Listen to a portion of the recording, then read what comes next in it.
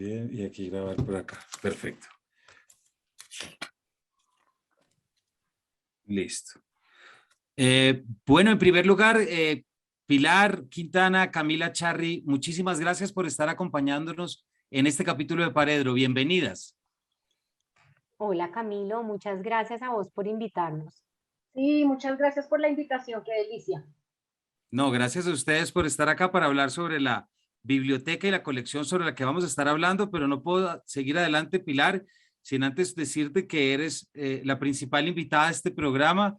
Con esto son 4 las veces que has estado en Paredro, entonces te lo quiero agradecer porque cada vez es mejor que la anterior y es un lujo tenerte tantas veces en esta casa. Y sobre todo para hablar lo que vamos a hablar hoy, que siento que en muchos aspectos catapulta y reúne tu obra. Entonces, ¿cómo no hacer no, como ese anuncio parroquial a toda nuestra audiencia?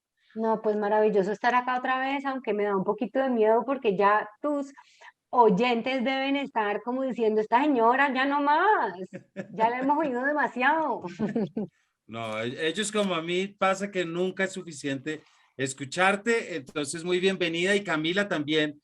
Gracias por Gracias. estar acá, sobre todo porque estamos hablando de la muy reciente Biblioteca de Escritoras Colombianas, un esfuerzo muy importante que hicieron ustedes dos junto con Natalia Mejía y un equipo también más grande, pero hay otras instituciones detrás, como el Ministerio de Cultura. La presentación se hizo en la Biblioteca Nacional. Estoy seguro que es algo en lo que mucha gente ha aportado porque es necesario, porque es importante y además porque esta biblioteca que nos trae 17, 18 autoras, ustedes ahorita me corregirán, me parece, Pilar y Camila, que en gran medida pues dan fe de ese esfuerzo que hemos visto en los últimos años de rellenar esos vacíos que estaban vacíos de autoras colombianas. Es decir, un punto en el que caímos en cuenta y dijimos, esto no es normal. Entonces me parece que poder asistir a este tipo de nacimientos y a estas bibliotecas, pues es mucho el trabajo que nos permite desarrollar a quienes promovemos la lectura y a quienes somos docentes. Entonces, ¿por qué no arrancamos un poquito por ahí, Pilar y Camila? ¿Por qué no nos cuentan de dónde sale esta idea? ¿Cómo se pone en marcha? ¿En qué momento de repente se dan cuenta que están ya montadas haciendo esta biblioteca? Bueno, primero, Camilo, creo que es importante decir que este proyecto es un proyecto del Ministerio de Cultura y que nosotras somos como los vehículos. Tuvimos la fortuna de ser como contratadas para conformar el equipo editorial, ¿no? La idea también creo que surgió en conjunto con el ministerio. Yo venía trabajando con ellos en unos proyectos en las regiones. A mí me gusta muchísimo el trabajo en las regiones y entonces venía ya unos años trabajando con ellos. Entonces pues ya tenía esa cercanía. Y pasó algo que fue el año cruzado Colombia-Francia, donde una serie de eventos, eso fue en 2017, una serie de eventos entre los dos países durante todo el año y para el evento de serie, para el evento de cierre, invitó la Biblioteca Nacional a un gran evento en una biblioteca en París y resulta que al gran evento la delegación colombiana eran 10 hombres, ¿no? Durante el año había habido eventos con mujeres y la cosa había estado más equilibrada, pero pues nos pareció impresentable. Y, y algunas mujeres escritoras nos unimos en un grupo y salimos como con un manifiesto llamado Colombia tiene escritoras y nos movimos en redes como diciendo, oiga, esto no puede ser así, ¿no? No hay una única voz autorizada. No puede el ministerio seguir autorizando esa única voz, ¿no? Eso no es porque siempre ha habido múltiples voces, pero ahí a mí me pasó algo y es que, ay, yo aquí quejándome pues de que Colombia tiene escritoras y gritando estas arengas, pues, en redes, pero yo, ¿a cuántas escritoras he leído? ¿A cuántas escritoras colombianas he leído? Y me di cuenta que tenía un hueco grandísimo. Había leído a 4 o 5 contemporáneas, pero no conocía la tradición literaria colombiana. Y entonces un día en una oficina del ministerio, en una reunión para los otros proyectos, vi que estaba ahí la Biblioteca de Literatura Afrocolombiana, que es otra colección del Ministerio de Cultura, y le digo yo a la persona encargada en el grupo de literatura, le dije yo, ¿se imaginan una biblioteca de escritoras colombianas? Y pues a todos se nos iluminaron los ojos y así se puso en marcha el proyecto, ¿no? La persona del ministerio consiguió los recursos, que no fue una empresa fácil, aunque el proyecto siempre fue bien recibido, y en 2020 me contrataron y yo conformé un grupo con Natalia Mejía y María Antonia León, y con ellas empezamos la investigación, y al año siguiente, del 2021, se nos unió Camila Charri para ya editar los libros.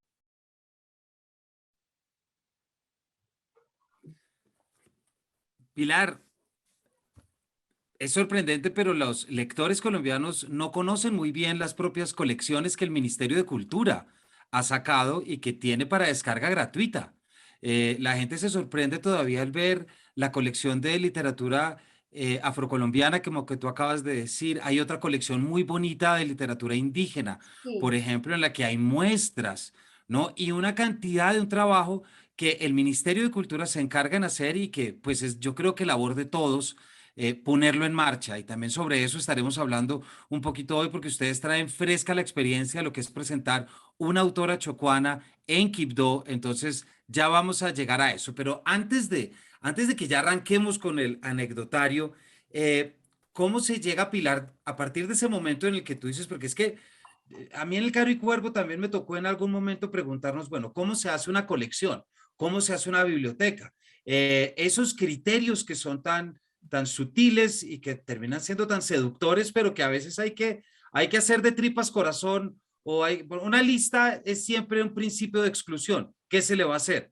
Pero sin embargo hay 18 incluidas acá. ¿Cómo fue ese número?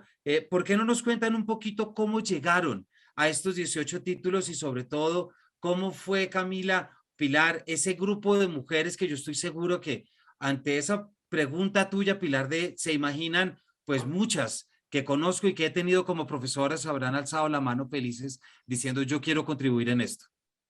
Sí, creo que al principio, cuando pues éramos tres, nosotras dijimos, esta es una empresa gigantesca y no podemos tomar las decisiones solas, ¿no? No podemos tres personas decir quiénes las que deben estar en esta biblioteca de literatura de las mujeres en Colombia, ¿no? Entonces, pues consultamos y con María Orlando Aristizábal, que es la coordinadora del grupo de literatura, ella dijo, lo que pasa es que tenemos que conformar entonces un comité editorial. Y ahí empezamos a llamar a académicas, escritoras, gestoras culturales, libreras y editoras. investigadora. Ujú. Ujú. Y ahí entró Cami. Sí, ahí tuve yo la suerte de entrar y, y de poner, digamos, a disposición de lo que se estaba buscando, lo que más o menos conocía sobre poesía, que fue una maravilla, porque pues sabemos que la narrativa, si bien es más reconocida que la poesía en Colombia, sin ser tampoco tan reconocida, pues la poesía sí tiene como un lugar allá en la oscuridad y en la sombra, que, que a través de todas estas autoras que aparecen acá también cobra como un color y un matiz importantísimo y le devuelve como ese lugar a la poesía. Entonces, yo estuve muy feliz de haber hecho parte de ese primer comité asesor y de ahí después, posteriormente, pasé a ser parte pues, del comité editorial y el trabajo directo con Pili, con Natalia y en ese momento con María Antonia León. Y entonces, Y Camilo, además, en ese comité, mira que lo que dijimos es, tiene que ser un comité diverso que represente, pues, no, todo lo que existe, expertas en narrativas, expertas en poesía, y teníamos a Cami, llamamos a personas que sabían de literatura gráfica, ¿no? De, digamos, de cómic. De Dijimos, periodismo. de periodismo, tenemos que tener a alguien que sepa de literatura indígena, alguien que sea de la región del Chocó, que conozca, alguien que sea del Caribe, alguien que conozca a las escritoras raizales, ¿no? Para que tuviera, para que no fuera una cosa cerrada desde el centro de Colombia, desde Bogotá, sino que tuviera una representación de todo el país. Exacto. y así fue como se llegaron a las siguientes autoras. Francisca Josefa del... Voy a volver a decir que me... Y así fue como se llegaron a esta lista de autoras.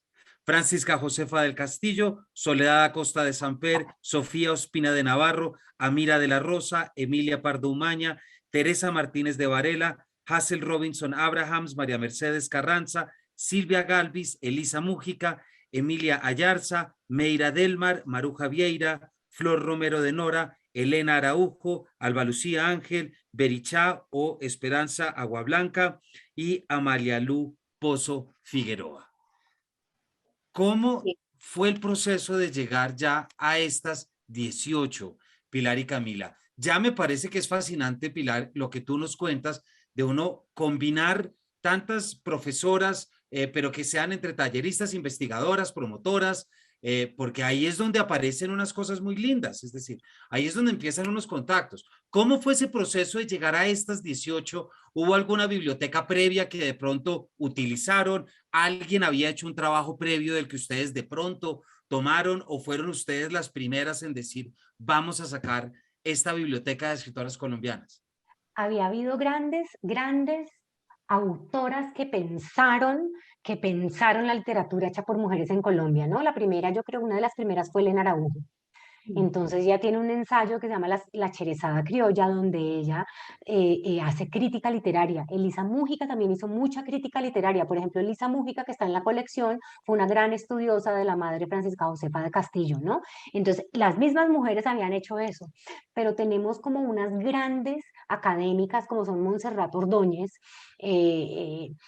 Luz Mary Giraldo, Paloma Pérez Sastre, y yo me las leí. Yo conseguí sus libros y me las leí a ellas, y entonces ahí ubiqué cuáles eran estas autoras de la tradición. Y luego también en el comité editorial les preguntamos a quienes lo conformaban quién no puede faltar y qué obras no pueden faltar. Y ahí teníamos una lista muy extensa, ¿no? Y entonces fuimos reduciendo la lista porque las que más votos tienen. Hicimos también unas acciones afirmativas, ¿no? Esta biblioteca debía ser diversa y debía incluir autoras indígenas.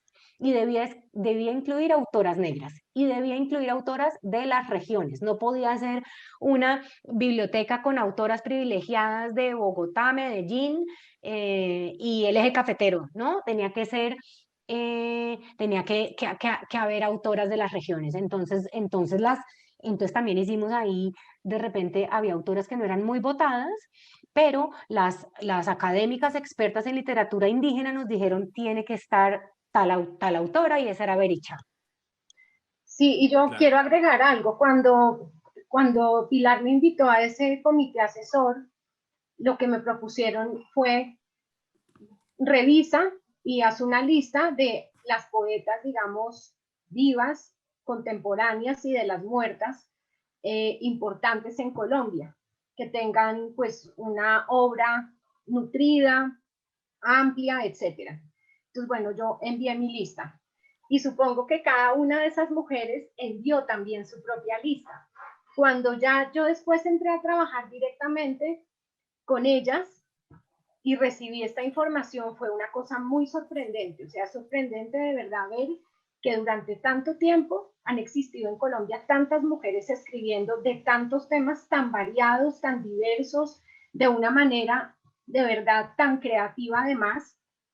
Eran muchísimas, ¿no, Pili? Eran muchísimas, entre narradoras, dramaturgas, periodistas, poetas. Entonces, esa selección se puso muy compleja. Pero Sí, pues yo creo que hay hubo un punto, fue buenísimo. sí, y hubo un punto, Cami, ¿te acordás? Donde teníamos nuestra lista conformada, pero entonces ahí también influye Camilo el azar, ¿me entendés? Porque tenemos la lista y esta es nuestra lista ideal, pero teníamos de repente una autora que no había dejado hijos, entonces no tenía herederos cercanos, sino por allá el primo del tío del mocho, un señor al que no le interesaba, no había conocido a su tía por allá politiquísima, pero era su heredero y ese señor era dificilísimo de conseguir. Y nos pasó con una autora, una poeta que queríamos incluirla y no pudimos. Y eso nos permitió hacer un hallazgo impresionante, ¿no, Cami? Claro, claro, eso que fue un problema repercutió en que Emilia Yarza hubiera llegado a la colección.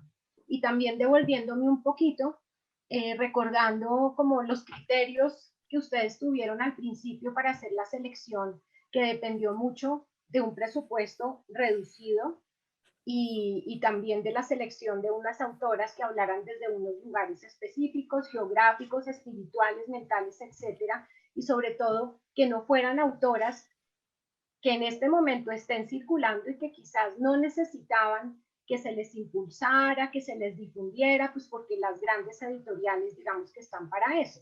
Entonces, ese otro criterio de encontrarles un lugar y un espacio dentro del público, dentro de la memoria de los lectores, a esas autoras que no habían circulado de verdad como deberían haber circulado porque estaban descatalogadas, etcétera. A mí me pareció el mejor de los criterios cuando ustedes ya me contaron todo el panorama al entrar yo. Creo que esa idea de verdad fue la que propulsó todo lo que en este momento está pasando. Sí, digamos que Y, nosotros con ese comité editorial identificamos una urgencia y la urgencia no era promover a las autoras vivas contemporáneas, porque de eso deben encargarse el mercado y los lectores, ¿no? claramente. En En cambio, las había una editoriales, urgencia, claro. claro, las editoriales, el Sí. mercado y los lectores. En cambio, sí había unas autoras importantísimas que no las conocíamos y cómo es posible que sus libros no se consiguieran. Y eso Claro. fue clarísimo, pues ese fue el objetivo, sabíamos ese objetivo. Y digamos, a nosotros nos pasó lo de Emilio Ayarza, que era una autora que no estaba muy votada en esas listas de autoras que debíamos tener, tenía unos cuantos votos, pero no era la poeta más votada, o sea, por votos no hubiera entrado. Pero entonces una autora no pudo, luego otra no se pudo contratar tampoco, y ahí estábamos entre Emilia y otra autora, y leímos a Emilia. Y Camila me dijo, no, es que léela. Esta es una poeta que es increíble que no se conozca, ¿no? Claro, y sobre todo que no estaba muy votada dentro de las listas también por ese desconocimiento que se ha tenido de su obra, que ha sido un conocimiento de poemas sueltos o de libros muy poquísimos que se conseguían en México, que después llegaron acá por debajo de cuerda, que la gente se empezó a pasar de mano en mano. Entonces ya ubicar toda la obra completa de ella y leerla completamente fue para nosotras una cosa maravillosa, de verdad.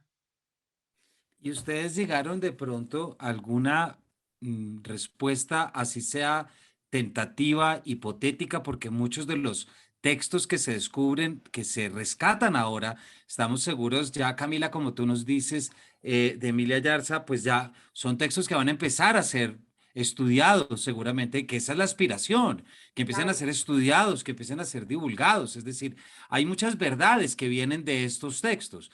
Por lo pronto, ¿pudieron llegar ustedes a alguna respuesta a esa pregunta tan antipática de por qué no las conocíamos? ¿Por qué habían dejado de circular? ¿Por qué? Es decir, porque ya Pilar, tú tienes un prólogo muy bonito en esa edición de Elisa Mújica, de Catalina y Catalina, de Alfaguara, en la que tú ya dices y arrancas diciendo, oiga, ¿por qué por qué nunca nos dijeron nada de esto? Es decir, es que a mí también me pasó como estudiante de literatura de la Universidad de los Andes, pues uno también queda diciendo, oiga, ¿por qué no hubo más?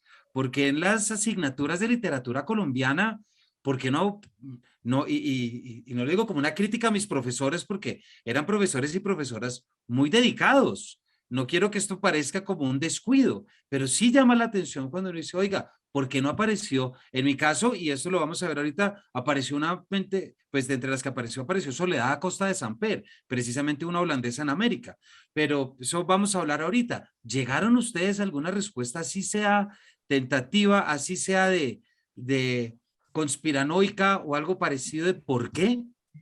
Yo creo que sí, porque esa fue como el eje de la investigación y es ¿por qué no? Esa fue una pregunta que yo tenía cuando iniciamos este proyecto y es ¿por qué? ¿Era porque eran malas? Era Exacto. porque, ¿sí me entendés? Era porque, o sea, publicaban en su época, pero como eran tan malas, entonces los hombres sí eran buenos y ellos llegaban a la inmortalidad, pero las mujeres no. Y a mí y entonces uno tenía esa idea, ¿no? No, no eran tan buenas, entonces por eso no sobreviven. Pero a mí todo eso se me cayó al piso, digamos, la primera que yo leí fue clásica, fue Lisa Mújica. Yo empecé a leerla y yo dije, esta es una autora de primer nivel. Yo leí, había leído la tradición literaria colombiana, no completísima, pero sí bastantes hombres. En el colegio, digamos, leí una docena de hombres, que no me parece despreciable para una estudiante de colegio, ¿no? Un número, leer 12 autores hombres, y ahí había autores buenísimos, como García Márquez, autores muy buenos, autores regulares y autores malos, ¿verdad? Elisa Mújica para mí estaba de primer nivel, es una autora de primer nivel. Y por qué no la habíamos leído, ¿no? Y entonces esa fue una pregunta que yo me hice, que leí también en los ensayos de todas estas académicas y que luego le hicimos al comité editorial, y no hay una respuesta única, pero pues es que las mujeres llegamos después de los hombres, porque a las mujeres, digamos, por ejemplo, nosotras buscamos cronistas de Indias. Hay cronistas de India hombres, entonces empezamos a buscar cronistas de Indias mujeres y hablamos con historiadores. Yo llamé a todos los historiadores que conozco y a mí Jorge Orlando Melo me dijo, Pilar, no busques más, no hay, porque a las mujeres no se les permitía leer ni escribir en ese momento. Las primeras que escribieron fueron las monjas. Entonces, las primeras autoras, de repente hay cartas de mujeres en la época de la conquista, pero las primeras, entonces eso, ¿no? Y estas mujeres escribían no por placer, sino porque su confesor les mandaba escribir para vigilarlas, porque eran mujeres inquietas, seguramente intelectuales, y entonces las ponían a escribir y para él vigilar qué era lo que esta mujer pensaba, ¿no? Y digamos, los primeros trabajos no sabemos quiénes son las autoras porque ni siquiera los firmaban ellas, sino que los firmaban el confesor, ¿no? Eso, luego en la época de Soledad Acosta de Samper se burlaban de ellas y les decían bachilleras, porque ellas de verdad no debían estar escribiendo ni dedicadas a una actividad intelectual, sino criando hijos y cuidando al marido. Entonces se tenían que poner seudónimos. Mm, las mujeres tenemos doble carga en este momento, doble carga laboral, trabajamos por fuera y trabajamos en la casa, y eso no nos deja tiempo para la escritura porque la escritura no es una actividad rentable, ¿no? Claro, Entonces las mujeres la claro. tenemos más difícil para dedicarnos a ser escritoras, pero además una vez llegamos y publicamos y somos reconocidas, por alguna razón también desaparecemos del canon, a pesar de que siempre hemos escrito y lo hacemos igual que los hombres, hay buenas, regulares y malas.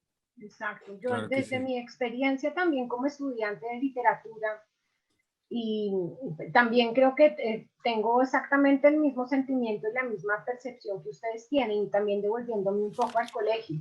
Si bien uno leyó diversos autores, pues el acceso que tuvo a autoras fue mínimo o nulo. Y pues los encuentros digamos, yo hice de poesía en la universidad fueron también porque le pasan a uno de mano en mano, de quien le encuentra, de quien llegó de un viaje y le comparte a uno algo. Eso es, pero yo creo que sin más también, como yo lo entiendo y como yo lo veo, es que pues Colombia siempre ha sido un país tremendamente conservador. Y ese aspecto conservador pues tiene que ver también con el papel que han jugado las mujeres, con los roles que han asumido.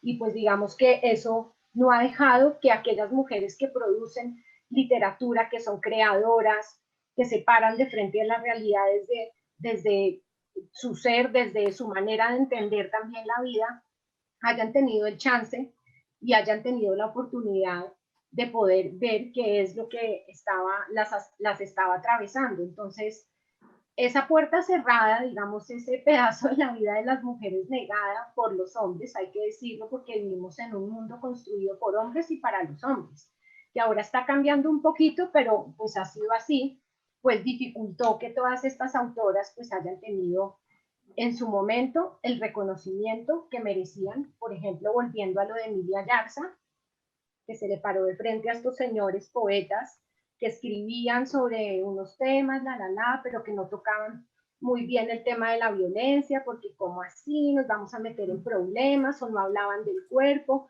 o no hablaban de ciertos temas que socialmente podían llegar a incomodar. Entonces mejor las hacemos a un lado. mejor las silenciamos, que es una manera de violencia muy tremenda también. Y creo que con esa suerte corrieron muchas de las autoras acá, porque quitarle el lugar a los hombres y venir a decir cosas que era privilegio decir de los hombres, pues no les sentaba muy bien. Entonces yo creo que apartarlas fue una medida problemática, porque las desconocemos, pero muy efectiva para ellos en su momento. Yo creo que tiene que ver también con esa construcción del mundo machista en el que vivimos.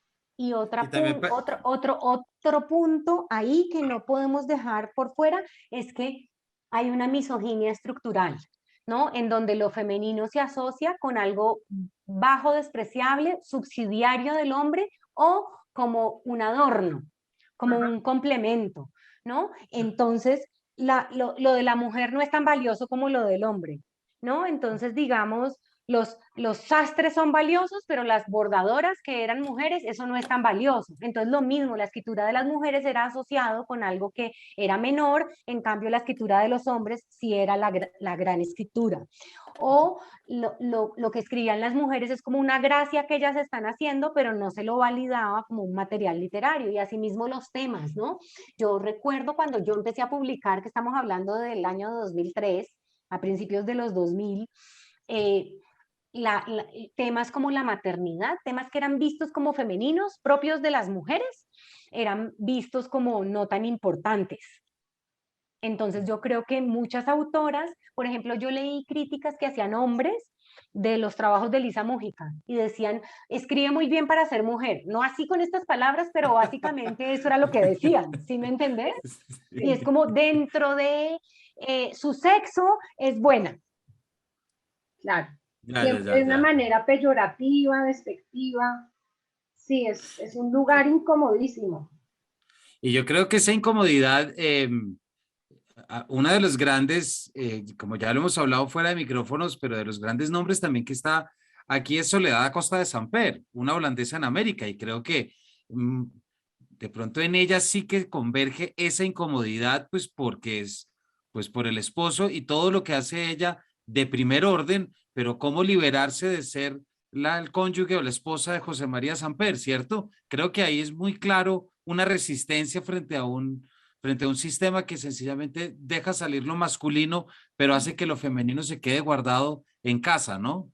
Sí, Soledad Acosta de Samper es la primera escritora profesional de Colombia, ¿no? No podemos hablar de una profesión en esa época, pero en nuestros términos actuales, ella era una escritora profesional. Ella trabajaba y vivía de su escritura siendo mamá de muchos hijos y siendo católica devota y una señora en muchos sentidos conservadora, porque era una señora divinamente de la Santa Fe de su época, pero también tremendamente liberal y tremendamente revolucionaria y feminista a su manera cuando no existía el feminismo, digamos, ¿no?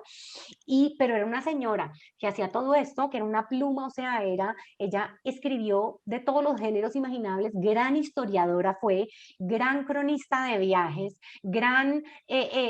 hacía muy buena ficción, escribió todo lo que, o sea, una escritora profesional dedicada a la escritura, y todavía se atrevían a decir Soledad Acosta, separado de Costa, de Samper, ¿no?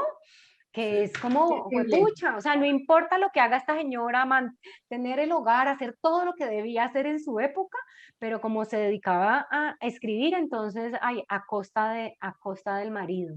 Hágame el favor. Es que siempre la pienso en Soledad Acosta como nuestra, de alguna manera, es nuestra Mary Shelley, ¿cierto? Como nuestra autora que fue capaz de superar esa, y el tiempo que le tomó, no solamente de la maledicencia, pero superar esos rumores de que el esposo poeta fue quien le escribió el prólogo, el esposo poeta fue quien se le inventó la novela, siendo Frankenstein, pues una novela que define. En muchos aspectos yo siento que con Soledad Acosta de Samper pienso un poquito eso desde esa resistencia, sobre todo de alguien como tú dices, Pilar, que es una profesionalización de la escritura, pero también víctima de un escenario social muy complicado. Es decir, ser una primera dama. Se puede ser una primera dama y ser escritora en un país, en Colombia, en el Colombia del siglo XIX. Creo que estas son las autoras y estas luchas de las que yo creo que tanto vamos a aprender. Sí.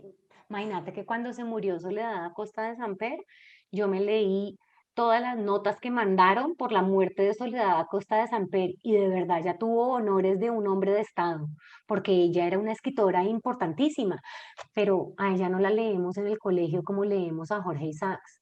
Y a mí yo hubiera necesitado leerla, ¿no? Claro. Ella era muy revolucionaria.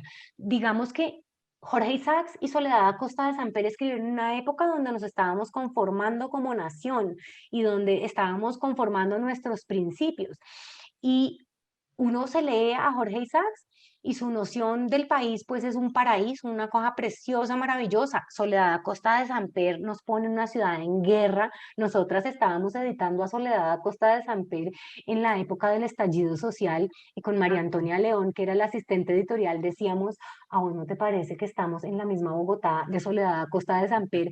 No, eran estas mujeres salían a la calle y caminaban entre los charcos de sangre, olían la pólvora, ¿no? Lo mismo, era una Colombia totalmente desconocida. Y lo otro es que María es una pendeja. Efraín se Perdón, enorgullece pero sí. se enorgullece de que María no lee, de que se ha leído 2 libros que son como la Biblia y otro de rezos, pues una pendeja, una boba, obediente, tímida, una mujer casta. La heroína de Soledad Acosta de Samper es una mujer que lee, es una mujer que no tiene como fin último casarse, es una mujer que quiere trabajar, es una mujer valiente, aventurera, y yo creo que a mí en el colegio me hubiera gustado mucho leer María, Claro. que me encanta, pero leer a Soledad Acosta de Samper y decir, oye, yo no debo aspirar a ser como María, sino que aquí está Lucía, que es mi modelo de mujer. Y Ujú. claro, y es que además con estas obras lo que uno comprueba y reafirma es que todas estas mujeres fueron grandes lectoras, grandes investigadoras, conocedoras de su realidad, del lenguaje, etcétera. Y lo que uno recibe en realidad es un aprendizaje tremendo, heredado de estas mujeres que siempre buscaron de alguna manera pues abrirse ese campo que igual nosotros nos seguimos tratando de ganar.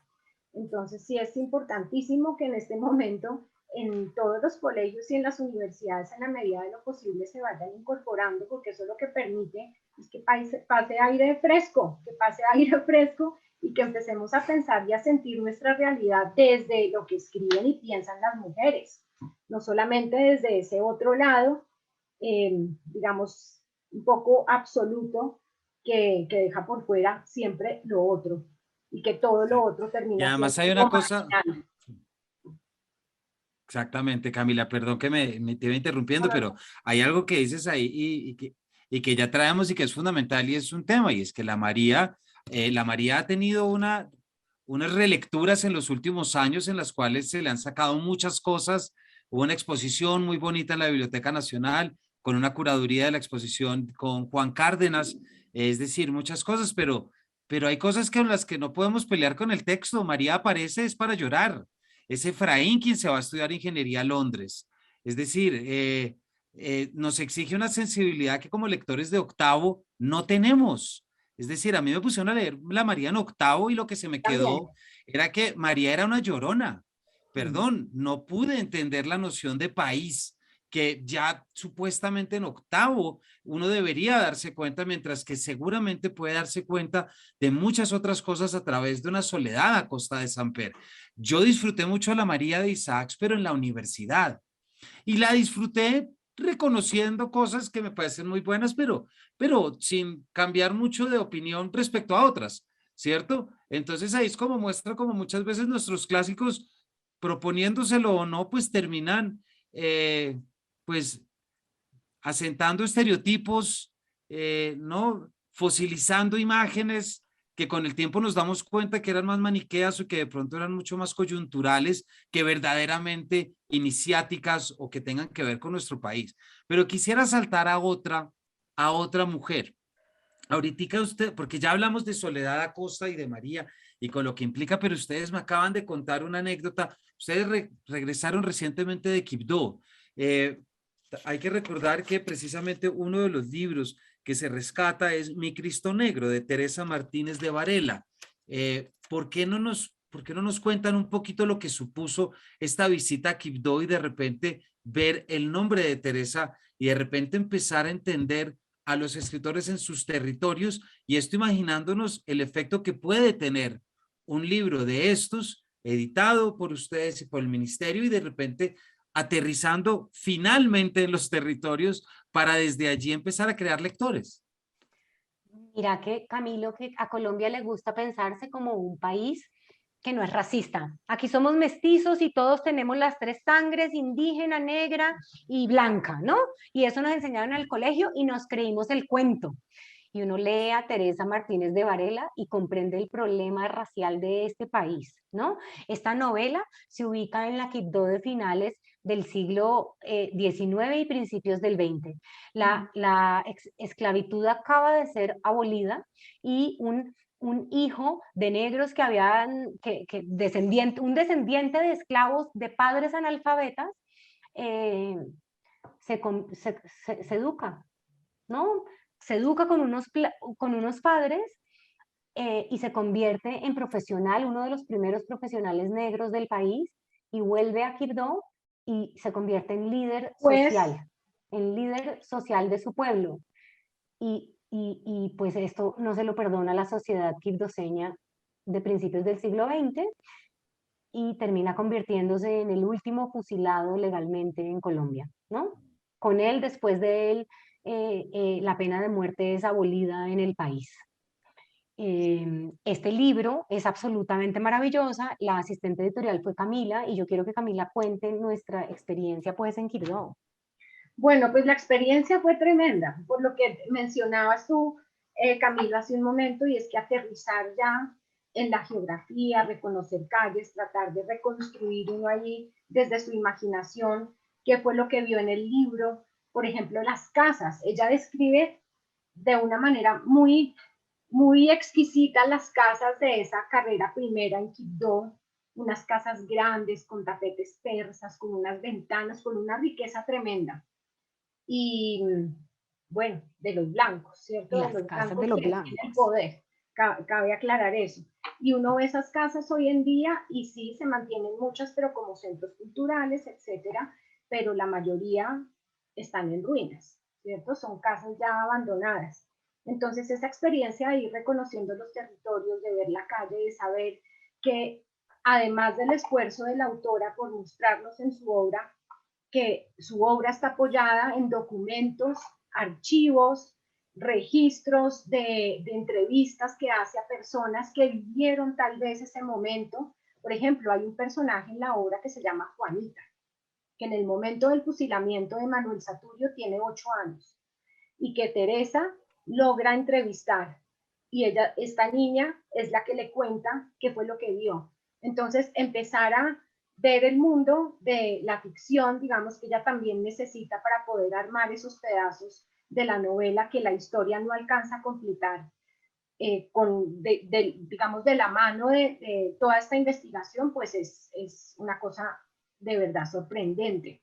Y entender que esta mujer fue una de las primeras intelectuales en Colombia que se dedicó además al periodismo, que, que luchó por los derechos, ¿cierto?, de las personas, de los negros, así como lo hizo Manuel Saturio Valencia en su época, a pesar de todas las cosas que tuviera en contra en su propia región, pues la pone en un lugar importantísimo, como mujer, como pensadora, como creadora. Entonces esta experiencia de Quibdó fue darle más vida a la vida que ya había a través de la edición de la obra. Y pues Jihan Rentería, que es la mujer que hizo el prólogo, una conocedora de la obra de Teresa Martínez de Varela, pues arroja todo el tiempo luces sobre esos lugares a los que uno quizás no puede acceder. Entonces sí fue de verdad una visita muy conmovedora, en serio. Y muchas gracias, Camila. Y además con lo que nos dices, nos recuerdas una cosa, y es que en un país como el nuestro, en el que han pasado tantas cosas, en el que hay tantas tragedias y tristezas urbanas y rurales, creemos muchas veces que esos espacios nunca han nacido o nunca han expresado.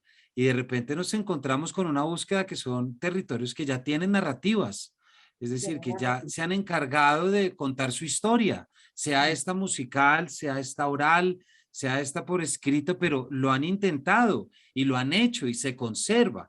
Si uno visita Quibdó conociendo la novela, me puedo imaginar que tienes la oportunidad y estas bellas oportunidades que da la literatura, pero tienes la oportunidad de estar frente a otro Quibdó, de estar frente a otro territorio, de poder cambiar las referencias que normalmente tenemos y entender que la literatura también nos puede mostrar un poquito ese otro Colombia y ese otro mundo que a veces es tan difícil llegar, ¿cierto? Sí, sí, que no Sí, tenemos, al que no tenemos mucho acceso, sí. sí, exacto. A través de la literatura conocemos una Quibdó que no es la que nos muestran las noticias, ¿no? En las noticias conocemos un Chocó que es el de la corrupción y el de la violencia y el de la pobreza y el de las inundaciones, ¿no? Y una selva ya misteriosa. La literatura de Teresa Martínez de Varela nos muestra la Quibdó de finales del siglo XIX y principios del XX, la de Arnoldo Palacios de los años Exactamente. de mediados del siglo XX, ¿no? Entonces ahí uno habita ese Quibdó y vas ahorita y lo ves no completo, pero ahí permanece también, pero la literatura hace eso por nosotros. Exactamente. Sí, sí, digamos, ese libro, para mí como lectora y como, o sea, aparte, digamos, de todo lo que significó estar imbuida totalmente en el libro como lectora, como profesora, etcétera, es de verdad un hallazgo tremendo porque le permite a uno entender, o sea, ver cómo ella construye esa historiografía, ¿verdad? Esa historia paralela a la historia hegemónica, a la verdad única, inamovible que nos ha sido legada y en la que vivimos. Y cómo ella construye ese libro y nos permite ver ese otro lado de la historia en donde los victimarios ya no son los protagonistas, sino las víctimas, que yo creo que es de verdad la manera de construir memoria que esperamos que siga pasando acá, en donde se reconozca ese lugar del abandono, sí, del desamparo. Sí, y Yo pensemos, creo, Camilo, que mira, toda la literatura hecha por mujeres es una literatura marginal, ¿no? Es la voz del otro, pero de una autora como Teresa hay una doble exclusión, que es la exclusión por ser mujer y la exclusión por ser una mujer racializada. exactamente. Y que me imagino que este es un caso que también se encuentra en libros como el de Berichá, que también se publican, ¿no? Que es el relato de la mujer indígena, ¿cierto? De los UWA, en fin, de estas posibilidades que tenemos a través de esto que estamos diciendo de sacar la literatura. Lastimosamente el tiempo se nos está acabando. Yo tengo todavía 5 preguntas más sobre novelas puntuales, pero antes de entrar, porque creo que no nos va a dar tiempo, es muy importante, ¿dónde encuentra la gente esta biblioteca? ¿Hay planes de impresión? ¿Se va a manejar digital? Tengo entendido que algunas editoriales independientes realizarán algunas publicaciones. ¿Por qué no nos cuentan esto para que nuestros oyentes ya empiecen a saber por dónde es que van a ir a buscar esto? Sí, Bueno, como todas las colecciones del Ministerio de Cultura, esta biblioteca se va a encontrar en las bibliotecas públicas, ¿no? Entonces, vaya a su biblioteca más cercana. En este momento no está en todas, pero sí está en algunas. A partir de abril y durante todo el año van a estar nutriendo las bibliotecas y las van a encontrar esperamos que en las 1.700 bibliotecas públicas de Colombia. Claro. ¿No? Eh, y luego hicimos una alianza con editoriales independientes porque hay gente como yo que quiere tener estos libros y llevárselos a su casa y ser egoísta Y y como que yo. solo, sí, como yo, claro, tenemos una gente que nos gusta estos libros, entonces hicimos esta alianza y para estas personas pues no necesitan ir solamente, o sea, no tienen que ir a la biblioteca, pueden comprar el libro si lo quieren, entonces vamos a tener 11 libros editados por 10 editoriales independientes y pueden conseguirlos. ¿no? Esos 11 libros entonces van a estar para la venta. Los 7 libros restantes, además, pueden conseguirlos en PDF para aquellos que les gusta leer en PDF, que los hay, esa gente rara que a mí me parecen marcianos, existe, y entonces también los pueden conseguir en PDF. Y por los primeros años, todavía no me acuerdo bien si son los primeros 2 años, pero creo que sí, también se Sí, puede conseguir para comprarlo a través de ebooks, pero después cuando se venza el contrato, ya los libros el ministerio también los va a tener en PDF, en ebook, pues gratuitos para todo el que quiera bajarlos de su página. Ya de claro. esos 7 libros están en la página web del ministerio y ahí los pueden conseguir. Es una página que para mí, que yo soy una señora ya de 50 años, no es tan fácil de navegar, pero seguramente las nuevas generaciones sí van a encontrarlos más fácilmente que yo. Claro, y están súper emocionadas las nuevas generaciones, en serio. Los chicos de las universidades y eso están emocionados viendo qué es lo que está pasando, qué es lo que está cambiando, cuáles son estas mujeres, qué fue lo que hicieron, dónde se consiguen los libros. Entonces, pues sí, Y yo es quiero hacer maravilloso. como un anuncio parroquial si se puede, y es que, bueno, los pueden conseguir los libros de muchas maneras, pero además nosotras este año ya fuimos a Quibdó, esta semana nos vamos para Vallasolano y luego vamos a estar en Filbo y después vamos a estar en algunas de las ferias regionales, pues dando a conocer a las autoras y vamos a tener conversatorios. Camila se va a encargar de dar unos talleres dirigidos a docentes porque queremos que mostrarles a los docentes los libros y decirles, oiga, en este libro sirve para esto y úselo en su aula porque le sirve para esto en su aula, ¿no? Que es un poco, pues los maestros no han leído, así como nosotros que somos dedicados a la literatura, no hemos leído a las mujeres, los maestros menos, ¿no? Entonces, un poco mostrarles qué es la colección y luego vamos a tener una lectura dramática. Nosotros tenemos una obra de teatro entre los 18 títulos que se llama Los hijos de ella, de Amira de la Rosa, y vamos a estar en algunas ciudades presentando una lectura dramática de Los hijos de ella. No, pues qué Va a maravilla. estar Qué, tremenda. qué maravilla que nos cuenten esto porque, como ya decíamos, y esa vez sobre Elisa Mujica Pilar que nos jalaron, un crítico nos jaló las orejas por descrestarnos con novelas que no habían salido, y él dijo, esto ya había salido y que fue un jalón de orejas. Nada mejor que saber que estas iniciativas editoriales no terminan con el calor del pan recién salido del horno. Es decir, muchas veces las editoriales, y estos son comentarios que uno tiene, pero muchas veces las editoriales creen que el labor está en sacar el libro y uno que es profesor y uno que es promotor y uno que dicta talleres se da cuenta que eso es apenas el punto de partida del libro. Para que un libro sea leído tienen que pasar muchas cosas, no solamente imprimirlo. Entonces, Mm. que nos cuenten que va a pasar todo esto, pues me parece que es una genial noticia y también pues en nuestros oyentes que sepan, y esto sí me atrevo a decirlo que ya Pilar y Camila nos han contado lo que ha sido el proceso de edición de Rescate, pero ahora, y esto va a sonar un poco a frase de cajón y perdónenme, pero ahora es labor nuestra leerlas y comentarlas y poner fotos en Instagram y escribir ensayos. Es decir, no basta con que uno recupere una biblioteca de escritoras para ponerla bien bolita en el anaquel, como si fuera una carpeta encima del, cierto, de un mueble. No, estos libros hay que leerlos, Sí, hay hay que que echarlos a andar. subrayarlos. Sí. Exactamente, hay que echarlos a andar y esa es una labor nuestra. Esa es una labor que ya depende de nosotros. Así que para echarlos a andar y ya antes de despedirme, quiero cerrar. ¿Por qué no les recomiendan a nuestros oyentes un libro más de esta colección que les haya gustado a ustedes? Ya hemos hablado de Berichá, hemos hablado de Teresa, de Soledad. ¿Hay algún otro?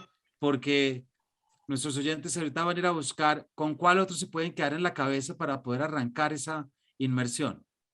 Cami, yo ya he recomendado muchas veces, te toca a vos recomendar tus favoritos. Bueno, pues yo, así desde mi amor por la poesía, recomiendo el de Emilia Yarza, que se llama Acá empieza el poema. Un libro súper generoso en todos los sentidos, en cuanto a la construcción, en cuanto a los temas, una mujer de verdad como salida, quién sabe de dónde, en una época tan compleja, que se le midió a todo y que trabajó desde un lenguaje muy complejo, de verdad, en términos de lo que esperaban los hombres en esa época. Entonces, yo creo que es una mujer así clave. Y también recomiendo el de María Mercedes Carranza, que se llama El oficio de vivir, que si bien es una poeta más conocida, es una poeta a la que vale la pena volver siempre, porque cada vez que uno vuelve, encuentra como ella de verdad amplía el espectro de la realidad de una manera tremenda. Y está el país, está la soledad, está ella misma, está la violencia, hay una amplitud de temas que vale la pena revisar siempre. Y recomiendo el de Amalia Luposo, que es un libro divertido, es un libro que también de una mujer chocuana, es un libro que lo ubica uno en otro tipo de Chocó, su Chocó, digamos, imaginario, el Chocó de sus recuerdos, de ese momento de dulzura de su vida que también de alguna manera recoge y reúne a toda esta población vista a través de sus ojos de una manera tan amorosa. Entonces, esos serían mis recomendados. Muchísimas gracias, Camila. Creo que ya nuestros oyentes salen con tarea inmediata, con bibliografía primaria y secundaria. Entonces ya saben todos ustedes, hemos estado hablando precisamente sobre la Biblioteca de Escritoras Colombianas, cuyo lanzamiento fue hace unas 2 semanas, trabajo del Ministerio de Cultura. Hemos estado hablando con Pilar Quintana, quien estuvo a cargo del proceso editorial, con Camila Charri, quien también ha sido parte del equipo, y a ustedes les agradecemos mucho el habernos acompañado, el habernos contado y sobre todo pues haber contado con ustedes para poder hacer eso que nos interesa tanto, que es divulgar estas obras y invitar a la gente que las lea, que eso es lo que tiene, eso es lo que viene a continuación. Muchísimas gracias. Muchas gracias, Camilo. Ay, a vos, Camilo, muchas gracias. Qué delicia este programa. Y saludos a muchísimas quienes gracias. están por ahí oyendo. Además, dice que programa, ya parezco una señora de los 80 que lo soy. Nada, Pilar. Felices de que seas nuestra invitada que más veces ha aparecido, y además en verdad con bibliotecas y con esfuerzos tan importantes como estos. Esto no es una colección para que quede en un anaquel, esto no es algo que, eso no son estas colecciones que se compran porque quedan muy bonitas como decoración. Esto es literatura viva, es literatura que tenemos que leer porque, tal como lo decimos desde esta casa siempre, tenemos que encontrar todas las maneras que este país nos ha dado para poder entender nuestra realidad, para poder entender nuestro pasado. Y sabemos que la literatura, a través de estas mujeres, no solamente con quienes hemos hablado que las rescatan, sino también con aquellas que han publicado y que fueron olvidadas, pues nos ayudarán a seguir armando este puzzle en el cual convencidos estamos que la literatura cumple un papel fundamental. Muchísimas gracias, Camila, Pilar, por haber estado con nosotros, y a todos ustedes, nuestros oyentes, gracias por su compañía. Ya saben dónde encontrar los libros y nos vemos en una próxima edición de este Paredro.